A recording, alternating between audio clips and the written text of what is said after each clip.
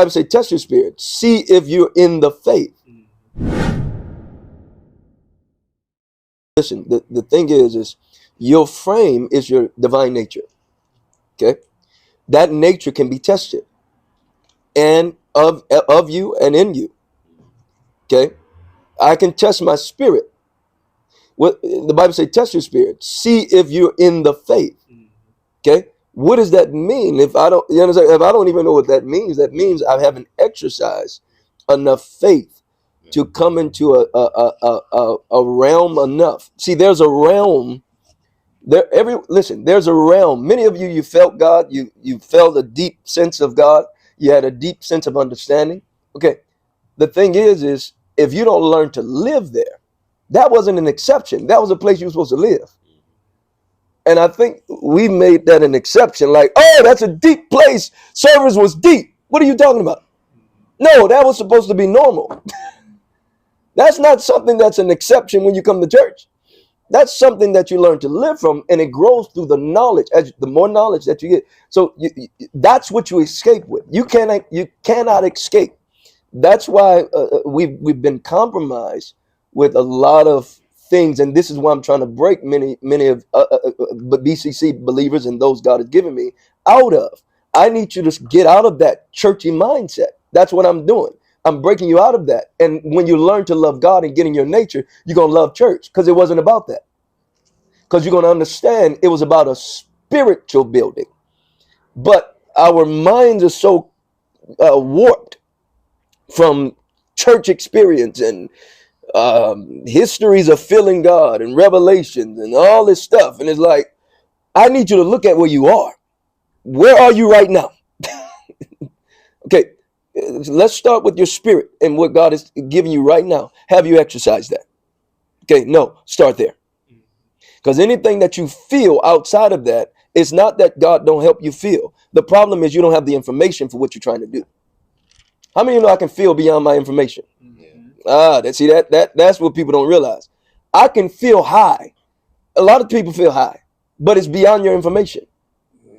So when you go high and feeling high and whatever you call that, and you don't have the wisdom to stay with the Spirit of God for the dimensions of training that's needed for obedience, revelational obedience, honor and obedience.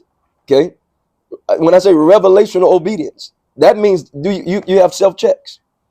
You have environmental checks. You have responsibility checks. Problems. It is in the righteousness of God that's trying to reveal the answer. That's the only reason why you have faith. That's why I asked you a question. I don't think we got that. I asked you a question. What else is there after I come to church? Okay? What else it is for me to understand righteousness. What is righteousness? For in the right, what is righteousness? Right standing. Okay, if my family is not happy, is that right standing? If I'm still living paycheck to paycheck, is that right standing? Okay, so who's more concerned with you not being in right standing? You or God? Okay, no, but see, you think it's you. Y'all understand? All right, yeah, I got about 2 of them getting it. Okay, I got about 2 of you getting it. See, you keep thinking it's you. So you need 5 jobs, and God was going to give you all of the money in one. Okay, so when you take on the problem with your life and make it your problem, you just remove the justice of God for your own justice. So what you just said is my righteousness is right, and yours, Jesus, I'll handle you when I get to church. Because you didn't think God cared about his problem. But you keep saying the Bible said it's a problem. Is it right standing that I'm not the head and I'm still the tail? Is that righteousness? So why do you think that you care more about that than God? You don't think he want to empower you to be the head and not the tail, be above and not beneath. Why do you keep saying that's you, that's God in you wanting that? Who do you think brought you the plan? Write it down, make it plain. That's not you, that's God. That's God.